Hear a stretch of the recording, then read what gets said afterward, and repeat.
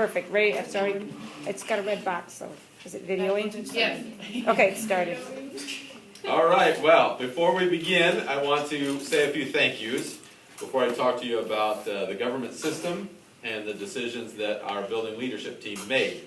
So first of all, I want to thank Mr. Riley and Mrs. Spring for even coming up with this project for you students. There's not a better way for you to learn about our government system and the importance of how things run in a democratic society than what you guys took part in. Right? Would you agree?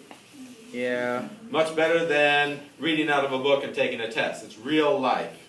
And you're getting to make a contribution to your school.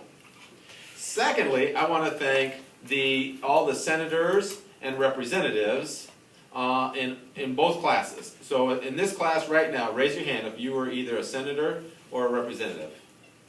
All right. Thank you very much. Congratulations. Because it's my understanding you had to put in a little bit more time organizing things, and then you also came to present to our building leadership team. So thank you.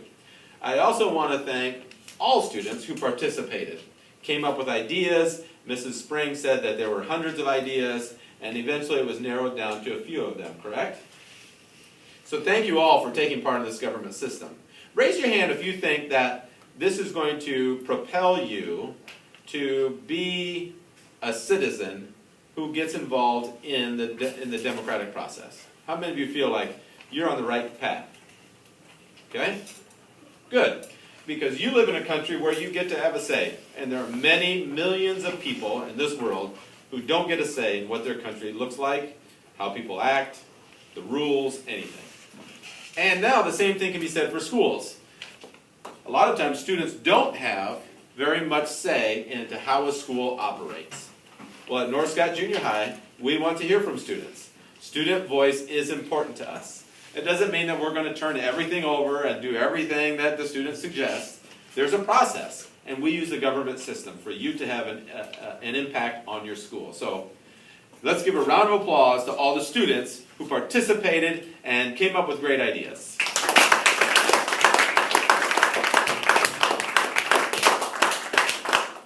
Okay, so when it came down to the presentations, there were three, which then I forgot to write them down because somebody stopped me in my office. Three rules that we wanted to either consider or change. And that was the first rule that we thought would be appropriate was the dress code. And the presentation that came to us was to change the length of the 5-inch shorts to 3-inch shorts. That it's hard to find shorts of 5-inch length. And we can understand that. So whether it ends up at 3 inches or 4 inches, that is one of the rules that we, as a school, are going to look at changing. So congratulations! You've made an impact on your school rules. Big round of applause!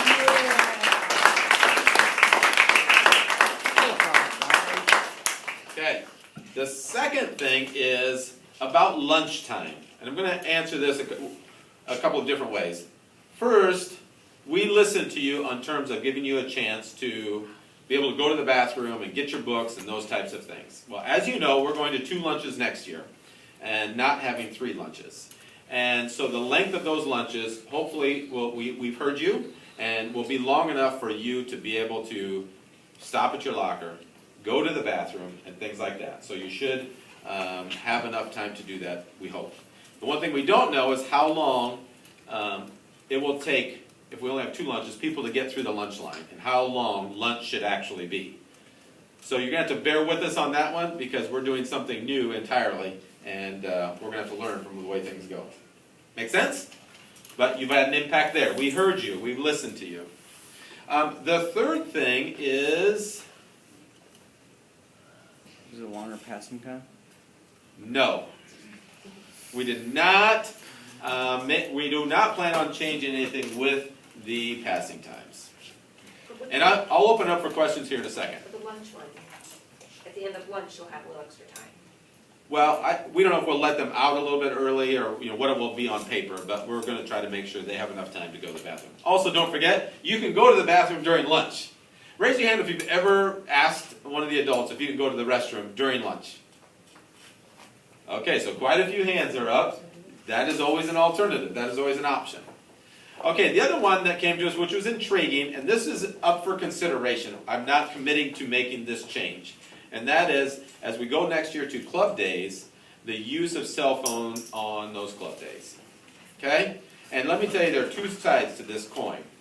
One is, do we let students use phones to text each other and things like that, which has no educational value whatsoever, or do we let you use cell phones and have, in some way that is educational? Because that's what we're here for, right? Your education. So what I commit to that as president of North Scott Junior High School, or also known as principal, but in the government system we'll use the term president, is to at least think about it. I'm not promising you that we're going to make that change, that we're going to give that to you, but you've at least got in the heads of many of our staff members to think about it. Okay, at this time I leave it open to questions. Mason, ask your question again. Oh, I didn't have a question. Okay, about passing time. We did not change the passing times. No. Does anybody else have a question?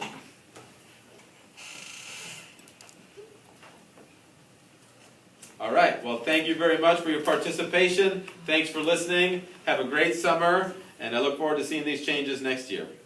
So long.